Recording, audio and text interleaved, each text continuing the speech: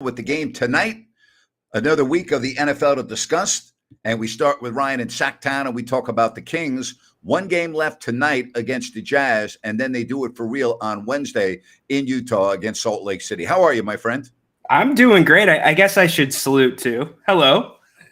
What's going on? Yeah, it's that time of year, man. It's like this is where everything's going on. We got the baseball playoffs with the Diamondbacks pretty much at a must-win situation here. Of course, the American League with the Astros trying to even up their series at 2-2. But I think most of the people in our audience really want to talk about the Kings. And I'll tell you, I know it was a preseason game, but that game last night was a lot of fun. Steph Curry is just, I mean, the guy is unbelievable. I mean, is he just still just absolutely, does he not take your breath away? The guy's incredible.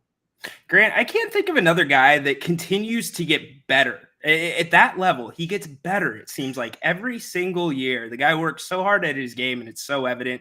But, yeah, Curry has no signs of slowing down. But last night, for all purposes, was a dress rehearsal for both teams. They played it like a regular season game. Almost. They didn't have Draymond Green in the lineup. Fair.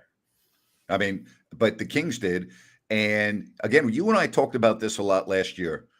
And this is true of a lot of teams in the NBA, but not all teams. Last night, the Kings shot 30% from downtown.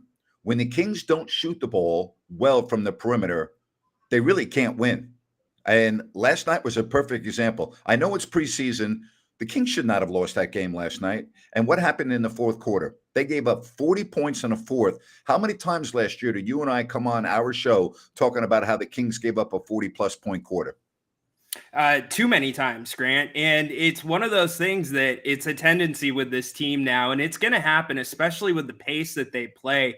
But, 40 points in a quarter, way too much, especially if you're not shooting the ball at that high clip like the Kings sometimes do. There's little things here and there, Grant. In terms of the shooting, one thing I would point out is the Kings are not running a lot of dribble handoffs right now in the preseason. True.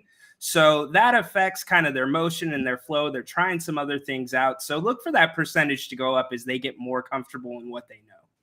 All right. A lot of people were excited to see Sasha Vezenkov.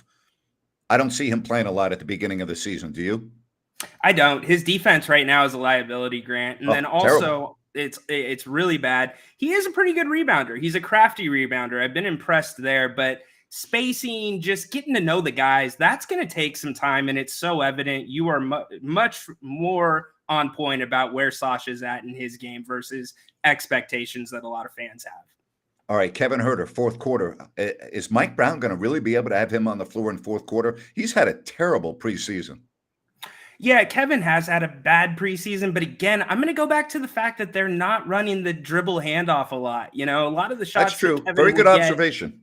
Come off of that dribble handoff, and when the second team's running pick and roll, Kevin's not in there as much. So I think Kevin, time for concern if he's not shooting well once the Kings do what they do. But I don't think Mike Brown knows who's going to be on that or on the floor at that time in the game coming up when the regular season starts. We're very excited. Jerry Reynolds is going to be joining us a lot this year. He'll do our Wednesday segment at 4:00 every week, and then he'll be joining us a lot during halftimes and when the team is on the East Coast and Central Time Zone, some post-game shows. So Jerry will be joining us right here. And if you're interested in sponsoring, drop us a line, right? All you need to do is send an email to me, and I will be more than happy to respond to you. Just go to gnapier@gmail.com. Drop me an email, gnapier@gmail.com, if you want to be a sponsor for the segments involving Jerry Reynolds. And again, he'll be on every Wednesday at 4:00, and then he'll be on a lot during halftime and some post-game shows as well. So we're really excited about that. It's going to be a lot of fun having Jerry on. Can't wait for another season with him. All right. I know that a lot of people want to talk about Harrison Barnes. Again, he was invisible last night. And he's that type of a player. When he gets it going, he carries the team on some nights. But then there are those times when he goes into these inexplicable disappearing acts. And I'm not going to blow it out of proportion in the preseason. But the Harrison Barnes that we saw last night, that can't be the Harrison Barnes that we see next week. It can't be the same Harrison, but we need to also temper our expectations with Harrison Barnes, especially with what the Kings are looking to get out of Keegan Murray. Keegan Murray took 18 shots last night, and those have got to come from somebody else. And Harrison's one of those guys that they're likely going to come from. So Harrison just needs to keep doing the small things. And, he's still that guy, Grant, I feel comfortable going to when the Kings need a shot to break a run. Keegan taking too many threes for you, or are you okay with that? I'm okay with it because it's in combination with him putting the ball on the floor, something we didn't see a lot last year. All right. So we've had a look now with one more game tonight. How do you look at the way Mike Brown is utilizing JaVale McGee coming off the bench? What do you, now that we've seen him a lot over the years, it's not like he's a new player, but with this team and the way Mike Brown's using him, what are your thoughts? One word: horrible. Absolutely horrible. JaVale McGee is not Domantas Sabonis, okay? No. He is not dribble handoff guy. He is not the type of center you are running your offense through. There's a reason there's only 2 centers that play the style that Sabonis and the Joker play, because they're that special of players. Yep. And McGee needs to be a guy that is a pick and roll guy, bread and butter with Malik Monk. JaVale's extremely good with his footwork on the pick and roll, and he's a guy that needs to be down low, opening things up. And even if he's not opening up shots for himself or somebody else, open up that rebounding lane, because he's going to get more attention than anybody else on the roster when he's on the floor. All right, a couple of observations. And again, I want to caution that this is just based on preseason, and a lot of the veterans don't go full tilt in preseason. That's just the way it is. When I look at this version of this team, I don't really see any difference from last year in terms of defense. To me, defensively, they're still going to have issues. And the way they're going to win on most nights is just flat out roll the ball out and outscore the other team, because I just don't see this team getting enough stops in close games. I thought last night was a perfect example. It was, Grant, and we can't expect the world on defense from the Kings this season, but I think 2 things that are realistic, if they can do, it will greatly improve the defense that we saw from last year. Staying in front of the ball, stopping the ball, playing the pick and rolls a little bit better. And the second thing, Grant's transition defense. The Kings only turned the ball over 13 times last night, and the Warriors had 22 points off of those turnovers. That's far too much. They've got to get back in transition with the high rate that they play at. Davion Mitchell offensively had his best game last night, and that's good to see. I mean, you can't expect that every night, but if he can just be an adequate to good offensive player, then that's fine, because his defense is so good that you can get by with just average offense, but it's got to be there on a consistent level. Yeah, and you know what? Davion's grown a little bit through this postseason. Last night, huge game from behind the three-point line, as you said. Grant, he only had 5 games last year with multiple three-pointers, which seems kind of crazy when you think about it with how much this team shoots the 3 ball. But Davion, if he can just make 2 or 3 a night and he can initiate the offense just a little bit better than he did before, that's going to grow leaps and bounds for that second unit when De'Aaron Fox is not on the floor. Want to welcome Blazona Development, our newest sponsor right here, to If You Don't Like That. And their newest project is in Calusa right now, Sunrise Landing. If you go to CalusaSunrise.com, you can check out all of the models available and everything about their new project. Again, CalusaSunrise.com, Sunrise Landing. Courtesy of Blazona Development. Really happy that they're going to be joining us throughout the basketball season and hopefully beyond. Again, check it out. Just go to CalusaSunrise.com. All right. So opening night on Wednesday, Mike Brown said, he would see how the guys feel today leading into the back-to-back. What do you expect tonight against the Jazz? You think he's going to try to utilize this as, hey, we're going to have to play back-to-backs during the regular season. We need to get used to it. Or do you think he kind of pulls the reins back a little bit? Grant, I hope not. I hope he pulls the reins back, especially seeing that you're going to have Utah and Golden State in the first 2 games. And I think you have Golden State in the first few weeks of the season 3 times, I want to say. So you got to give the guys a rest, especially Fox, Sabonis. Wrap them in bubble wrap. You know what you're going to get. The first teams looked pretty good in the preseason. Let the young guys get some run. I've seen some comments about Colby Jones. Let him get some more time in there. Let JaVale anchor that second unit, maybe even anchor the first unit tonight, and just let those guys go and let them have fun and get healthy for the regular season. That's most important. All right, we got a couple of questions. Grant, how long do you think it will take for Sasha to adapt to the NBA's playing style He's looked underwhelming during preseason so far. Again, I've talked about this for months, Ryan, that I've talked to several scouts, 3 in particular, that cover European basketball, and they said that he's nothing special, that he's just going to be a role player. So I think what happens is when you come in with the moniker of MVP of the EuroLeague, everybody thinks, oh, Luka Doncic. It's not Luka Doncic. Now, I think, again, he's going to get better as the season goes along. But, Ryan, we're not talking about a 21 or 22-year-old. This kid's 28 years old, right? Yeah. So I would think his learning curve would be shorter than a one and done or a 2-year player coming out of college. So I would hope that his ability to move up the ladder would go quicker than someone that's, 19, 20, or 21. Sure, he's a professional EuroLeague MVP. I would also add to that, Grant. I think the learning curve should be a little bit shorter for Sasha because this is about as good of a situation for his style of play that he could be walking into. Malik Monk, we're going to talk about the second unit. When Malik's out there and doing pick and rolls, Sasha can spot up, and that's what Sasha does. He is an amazing shooter. So in that sense, the game should slow down a little bit for him, and I would expect him to catch on a little quicker. All right, Michael wants to know who should be the starting lineup for shooting guard. Huerter is struggling right now. I don't see any way in the world Huerter does not start on Wednesday against the Jazz. The one thing that Mike Brown, he's pretty loyal to his lineups. Now, last year, I know that Murray didn't start in the beginning of the season, correct? But that's a different situation. Kevin Huerter, to me, is going to start, but he's going to have a short leash. And when Duarte gets healthy, and by the way, for the record, I don't think Chris Duarte is your answer as a starting shooting guard in the NBA. That's just me. No. Maybe I'm wrong. But Mike Brown is going to give Huerter an opportunity to solidify that job. And it's up to Kevin beginning next Wednesday. I would be surprised, Ryan, if he does not start in game 1. I'd be surprised too. And Kevin's earned it. I mean, that is his job for all intents and purposes. I don't think he stood out amongst the other shooting guards and looked any worse than anybody else. So I think he gets the start. Like you said, the question is how long he stays on the court. Now you talk about Duarte. Once he gets healthy, I mean, if Huerter's struggling from the offensive end, because that's where his strength is at, it's the offensive end.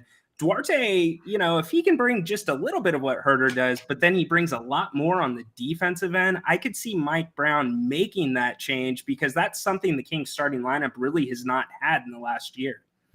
All right. I'm going to mess with my computer here a little bit. All right. What do you think about this question? At what time do you start worrying about Kevin Huerter? 25 games into the season, you got to get his legs into him. You got to let him get his legs under him, get that first run, as they say. And if the shot's not falling and he is really not producing on the offensive end and not doing the little things as well, if he's not picking up rebounds, getting assists, then that's when you start to worry. Because even when Kevin struggled last year, Grant, he still did the little things for the Kings that don't show up on the stat sheets.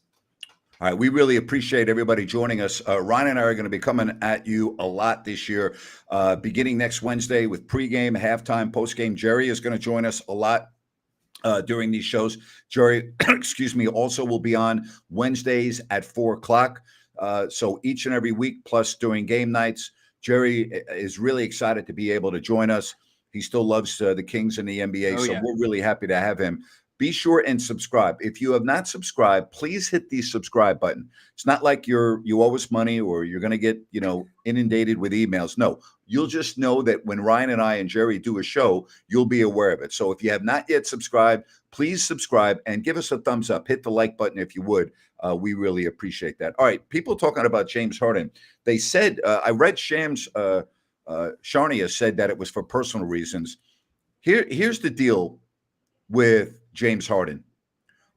I always like to give athletes the benefit of the doubt when they're away from a team for personal reasons, because they're human beings and they have problems just like we do. Okay. They could have their spouse getting ready to have surgery. They could have a big family issue. They could have something going on that you and I would probably take off work under similar circumstances. Sure. But I also will say with James Harden, it's only natural to be skeptical because of his disdain and what he has said publicly about Philadelphia and Daryl Morey.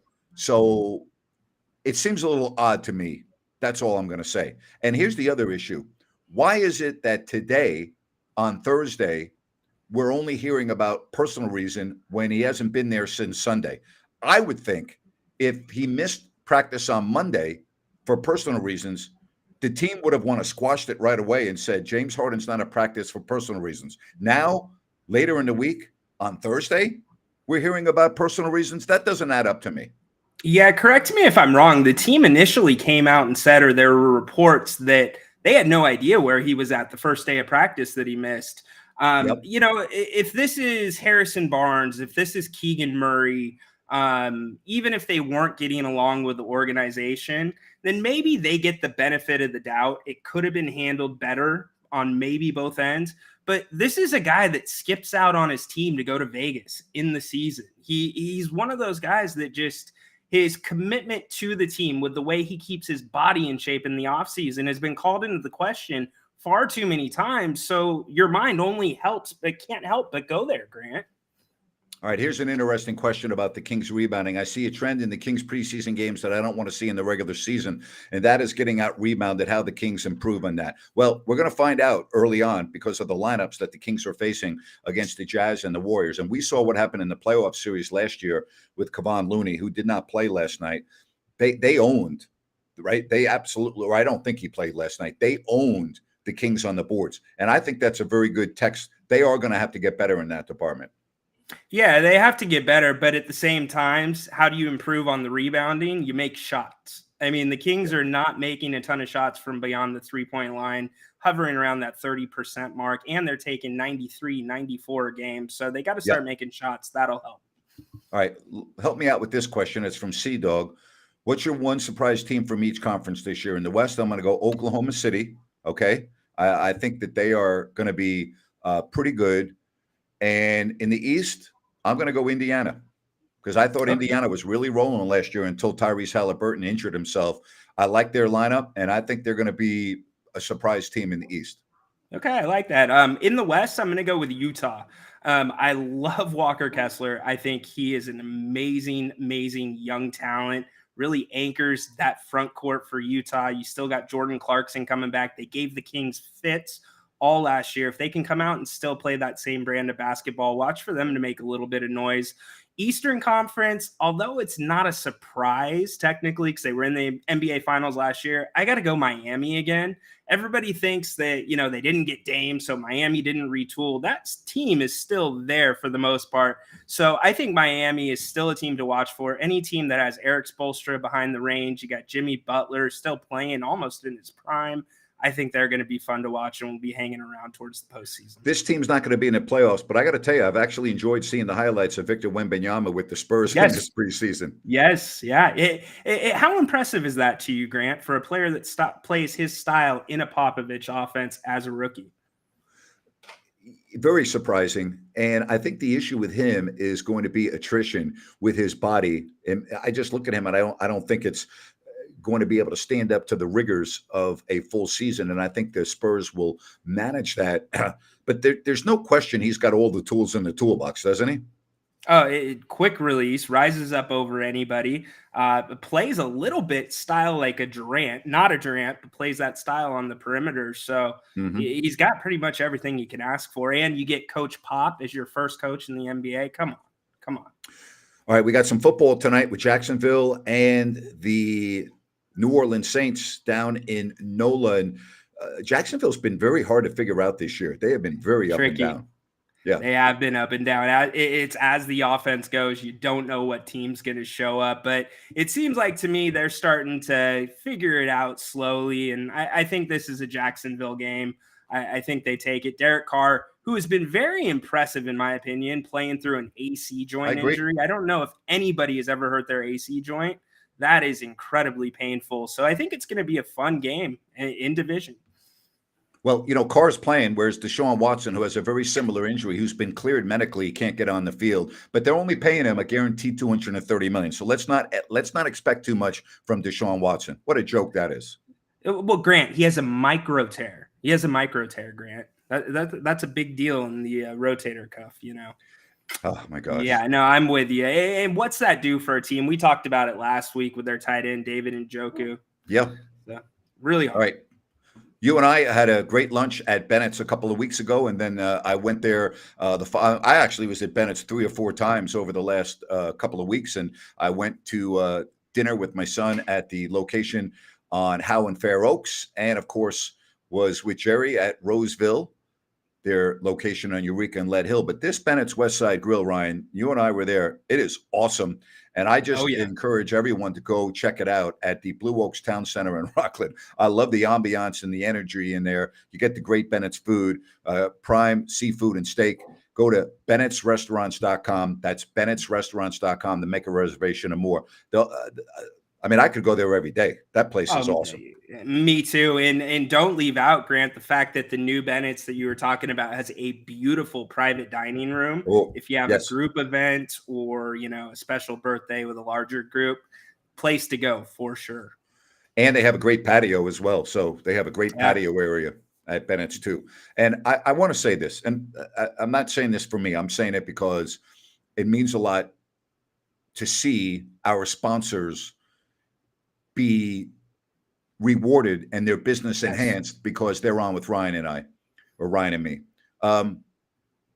Brian Bennett came up to me and has talked about all of the people that have come up to him or his coworkers who have told them that they are there because they listen to me and Bennett supports this show and they want to support Bennett's. And that means the world to me that you people are loyal enough not only to join us here on YouTube and on my audio platforms, but that you're like, hey, I'm going to support the people that support Grant and Ryan. That means the world to me. And so I want to say thank you because Brian, every time I see Brian, he comes up to me to tell me about people that have visited their restaurants because of this show. So thank you. That means the world to me. Thank you very much. Amen, Grant. And just to add to that really quick, it's not even people that have visited, people that have visited multiple times. Yes. How many times do people put in the chat, oh, I went back and had this. So thank you guys very, very much for all your support. And it means a lot to me. And I'm not going to lie, I'm self-employed now. All right. I don't have a salary. What I make by doing these shows. That's my source of income now. I don't have any other source of income. So the way I'm able to live is through sponsorships. But I want the sponsorships to work for the companies that sponsor us. So again, enough on that, but thank you very much for you just saying, hey, I support you, Grant, and I'm going to support these businesses. So thank you very much. All right. So I love this one. I was at the game last night wearing my Scal jersey. There were probably like 100 Kings fans there. Growing up in San Jose via Sacramento in the mid-2000s, there were hardly any Warriors fans around. Yeah, I understand. That was a period of time when the Kings dominated Northern California. I love Scal. I root for Scal every day. He's one of the finest people that I've met in all my years of covering the NBA. And so I'm grateful for that. And when Scal got traded back to Sacramento, my son, who works for the Kings in the equipment room, Scal walked up to my son and said, hey, make sure you tell your dad I said hi. Thank you, That's Scal. awesome. Love you, buddy. Love Scal. I love that.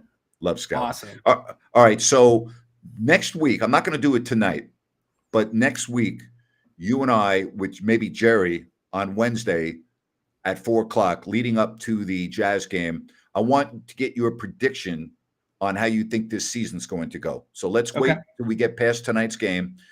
Wednesday at 4:00 next week, we'll do the show with Jerry and we'll forecast. And I'm going to do my podcast on a Kings preview coming up. But I want you to think about this. I know you gave me a number a couple of weeks ago, but now that we've watched preseason and now that we're only a couple of days away from opening night, I want to revisit that. That's going to be next week. I look forward to it. I think it's a great idea. I've got my homework written down. Yeah. All right. Let's get back to the NFL. Injuries are starting to take hold around the National Football League. No Jimmy Garoppolo this week for the Raiders. Yeah, I got to tell you, I think the Raiders have been better than I thought. I got to give them credit. I did not think they would be at this point of the season. I thought they would win maybe 6 games this year, but they look better than that. Yeah, they do. And Grant, they've lost a couple games that they were right in. They could have a better record than they do now. I mean, certainly the turmoil around Josh McDaniels or Raiders fans wanting to see him out, but I think they're doing the best that they can with a tough hand, to be honest. Yep. All right. So again, no Jimmy Garoppolo, and you look at the standings right now, and the Raiders, they're right in there. They're in second place right now at 3-3. So you have to say, wow, okay, 500 through 6 games, but now they go to Chicago, which is a very winnable game. No Justin Fields. I think without Jimmy Garoppolo, you should go in there and win that game. Yeah, they were able to play with him without him before, close one out against the Pats. So I think they'll be able to get that. The kid for Chicago that's starting, first NFL start. So the Raiders should take advantage of that. Mad Max should take advantage of that. All right, San Francisco, they had a couple of bad injuries last week. Be interesting to see where they're at as they have Monday Night Football this week at Minnesota. Yeah, a game San Francisco should roll. I mean, let's be honest, even if McCaffrey does not play, Debo doesn't play, but, look for them to get back on track. Grant, they just have so many different ways that they can beat you. And when one guy goes out, another one steps in. And don't take for granted what they did in Cleveland. That's a good Cleveland defense in a 10 a.m. game. So that was a big win for them. All right, Cody wants to know what's your thoughts on their game against Arizona. It's in Seattle. I do not like it. Arizona is another team that plays Seattle very well, especially in Seattle. I'm hopeful, though, that the Seahawks kind of get that losing taste out of their mouth after a really good game with Cincinnati. I thought the Seahawks played well. I know we touched on that, but I think Seahawks ultimately win, but not by a lot. I have not done my picks yet. I got to do my picks. Have you done your picks for this week? I have not, my friend. Well, what are you waiting for? I'm waiting for you. I got to try here to we catch go. up. All right, I got New Orleans tonight. I just put them. I'm picking Las Vegas. I'm doing this as we speak. Cleveland at Indianapolis. I'm going to go with Indianapolis, even though Cleveland's got a tremendous defense. I like the Colts at home. I don't know what. Nah, you know what? I'm going to switch that up. I'm going to go with. Now I'm not. Screw the mistake on the lake. All right, Buffalo is at New England. I'm going Buffalo there. The line is huge. I don't care. Yeah. New England's pathetic. Washington will win at the Giants, so I'm taking them. Tampa Bay is at home against Atlanta. I'm going to go with the Bucks. I'm not even looking at the point spreads, by the way. I'm just picking games. All right, Detroit at Baltimore. This is an interesting game. That's a tough one. That is tough.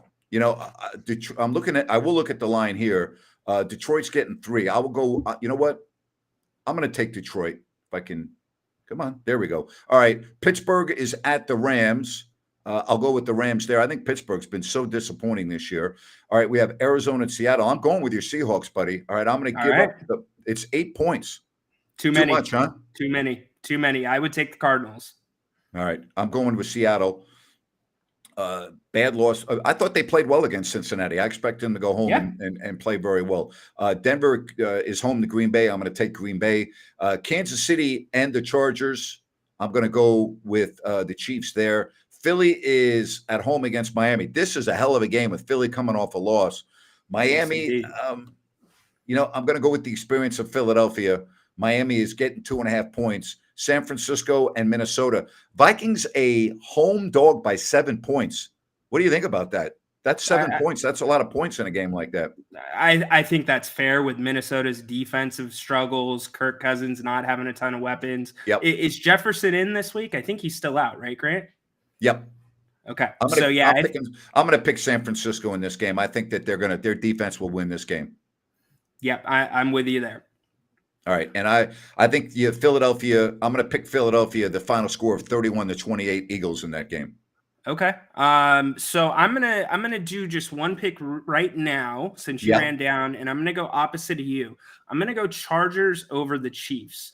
Really? I've not been impressed with how the Chiefs offense has looked. Defense has struggled at times. I think the Chargers are due for a win. The Chargers have been playing decent football. Another week that fingers healthier for Justin Herbert. Give me the Chargers. Wow. How about that? Got the Chargers over Kansas City. Give me the Chargers. San Diego Superchargers. Well, I hate to do this. Every week I always pick the same team. The team that's going to score the fewest points, I got the Giants and their prevent offense.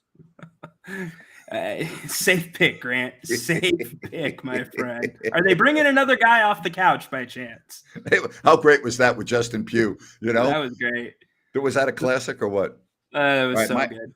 Michael's got this score of 31-24. The Dolphins win against Philly. I could see Okay. that. All You right. know, I could I see can that. see that. Definitely. I am taking Green Bay. Patrick wants to know. 49ers cover Jefferson on the IR. I would agree with you. I think they're going to have trouble scoring against that defense. Absolutely. Yeah. Yeah, and time of possession too. I just don't see the Vikings sustaining long drives. Niners, they're going to drive at will. All right, we got a lot of people there. And we got Cody saying he's got Lamar. Who's he throwing to? Lions win even without Montgomery. I got to tell you, Dan Campbell's doing a hell of a job there in Motown. Hell of a job. He is Yeah. doing a great job. Changed the culture completely. John wants to know about Flash. They have not yet signed Flash.